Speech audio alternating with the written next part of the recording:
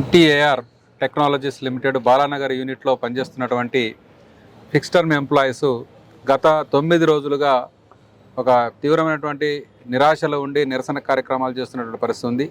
ఇది మనందరికీ తెలిసిందే. మరి హైదరాబాద్ నగరం నడిబొడ్డున ఒక 350 మంది ఒక ముఖ్యమైనటువంటి కంపెనీ కార్మికులు మమ్మల్ని పర్మనెంట్ చేయాలి, జీతాలు పెంచాలి, జాబ్ సెక్యూరిటీ కావాలని చెప్పేసి ఒక ఉద్యమాలు పోరాటాలు చేస్తూ ఉంటే, నిరసనలు వ్యక్తం చేస్తూ ఉంటే, మరి ఇక్కడ హైదరాబాద్ నగరంలో ఉన్నటువంటి లేబర్ కమిషనర్ కానీ, లేదు లేబర్ మినిస్టర్ కానీ, ప్రిన్సిపల్ సెక్రటరీ కానీ, మరి యొక్క మినిస్టర్స్ కానీ ఎందుకు జోక్యం చేసుకోవడం లేదు? ఎందుకు మీరు మేనేజ్మెంట్ వైపున ఎందుకు ఉన్నారు మీరు? కాబట్టి మేనేజ్మెంట్ పక్షాన ఉన్నారు కాబట్టే కార్మికులను యథేచ్ఛగా శ్రమను దోపిడీ చేసుకోవడానికి మేనేజ్మెంట్ మరింత కఠినంగా వ్యవహరిస్తున్న పరిస్థితి కనబడతా ఉంది. వాళ్ళు డెమోక్రటిక్గా ప్రజాస్వామ్యంలో పర్మనెంట్ చేయమని అడుగుతున్నారు. పర్మనెంట్ చేయమంటే ఉద్యోగాలు బీకేస్తారా? ఇప్పుడు తెలుస్తున్న సమాచారం ఏంటంటే నిన్న మొన్న అందరికీ 100 మందికి మొత్తం అందరికి టర్మినేషన్ ఆర్డర్స్ ఇచ్చేసి వాళ్ళ జీతభత్యాలన్నీ సెటిల్మెంట్ చేసి వాళ్ళ బ్యాంకులో కూడా వేసేసినట్టుగా తెలుస్తూ ఉంది. ఇంతకిన్న దౌర్జన్యం, ఇంతకిన్న అన్యాయం ఏముంటుంది? ఓ కార్మికుడు మమ్మల్ని పర్మనెంట్ చేయాలి, జాబ్ సెక్యూరిటీ కావాలంటే ఉద్యోగం వీకేసి ఇంటికి పంపించేస్తారా మీరు? ఎంత దుర్మార్గమైనటువంటి మేనేజ్మెంట్ ఇది. సిఐటి దీన్ని తీవ్రంగా ఖండిస్తూ ఉంది. ఇలాంటి చర్యలు పాల్పడితే మేనేజ్మెంటు ఈ ఉద్యమాలు అణిచివేయబడతాయి, విచ్ఛిన్నమైపోతాయి, యూనియన్లు పోతాయి, కార్మికులు పోతారని చెప్పేసి అనుకోవచ్చేమో. కానీ ఈ ఉద్యమాలు ఇంకా మరింత బలోపేతమవుతాయి.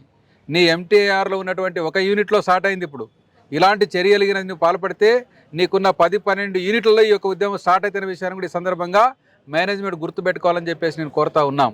ఈరోజు ఫిక్స్డ్ టర్మ్ ఎంప్లాయ్మెంట్ మీద విపరీత శ్రమ దోపిడీ చేస్తూ ఉన్నారు. ఎంత శ్రమ దోపిడీ అంటే వీళ్ళకు బేసిక్ 9,000, 8,000, 7,000 చూపిస్తూ ఉన్నారు.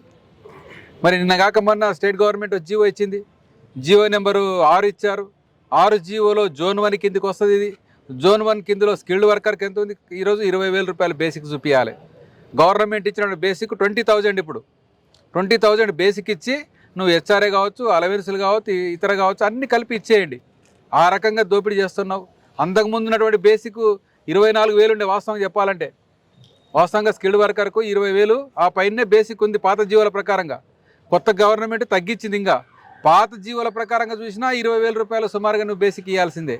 అందులో కూడా 10-12,000 రూపాయలు బేసిక్లు తక్కువ చూపిస్తూ వాడు ఆ మిగిలిన అమౌంట్ని అలవెన్స్లో చూపించి ఈరోజు వెట్టి చాకరీ చేయించుకుంటా ఉన్న పరిస్థితి ఈరోజు కనపడతా ఉంది. మరింత దారుణమైనటువంటి విషయం ఏంటంటే అన్యాయము, ఓవర్ టైం డబుల్ పేమెంట్ లేదు ఈ కంపెనీలో. ఓవర్ టైం సింగిల్ పేమెంట్ ఇస్తున్నాడు.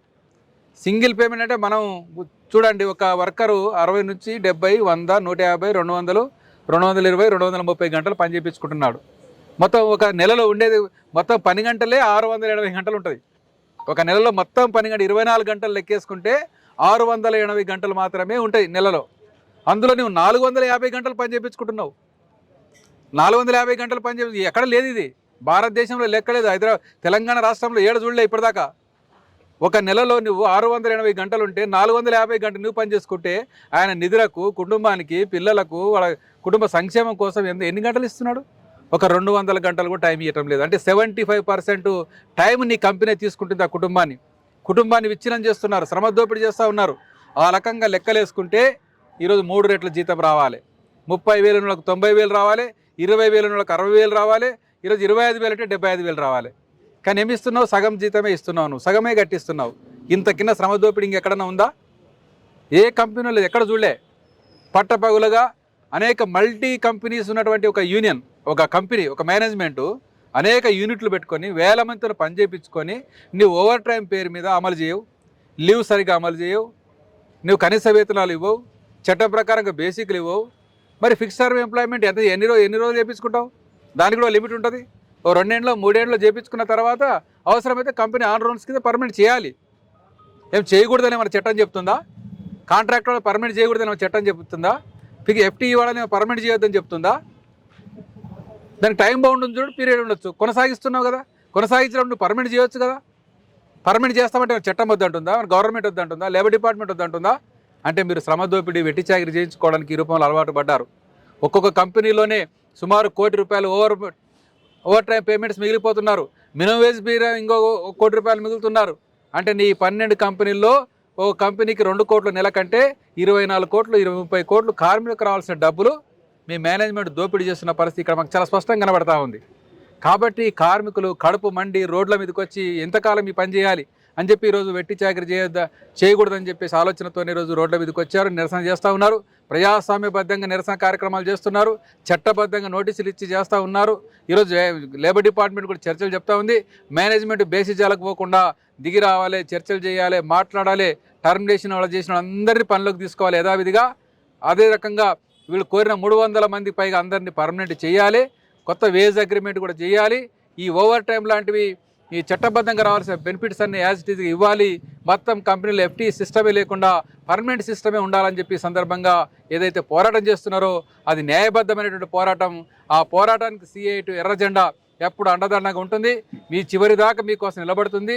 అవసరమే మీ ఉద్యమాలను ముందుకు తీసుకొని పోతుంది. మీరు అవసరమైతే గవర్నమెంట్, మినిస్టర్, సెక్రటరీ ఇంకా అందరి విస్తారంగా కూడా వాళ్ళందరి దృష్టికి తీసుకుపోవడానికి ఆ రకమైనటువంటి ప్రయత్నాలు మీరు చేసే ప్రతి ప్రయత్నంలో CII మా జిల్లా నాయకత్వం ఇప్పటికే అశోక్ జనరల్ సెక్రటరీగా, CII మన రాజశేఖర్ మొత్తం ఆ కంపెనీని అంటిపెట్టుకుని ఈ యొక్క పోరాటాన్ని వాళ్ళు నడుపుతూ ఉన్నారు. కాబట్టి ఈ యొక్క CII మేడ్చల్ జిల్లా committee, state committee general secretary Kurapati Ramesh గారు, మల్లికార్జున గారు మరి అందరూ కూడా మీకు సపోర్ట్గా ముందుకు వస్తున్నటువంటి పరిస్థితి కూడా ఉంది. కాబట్టి మీరు ధైర్యంగా అయినండి.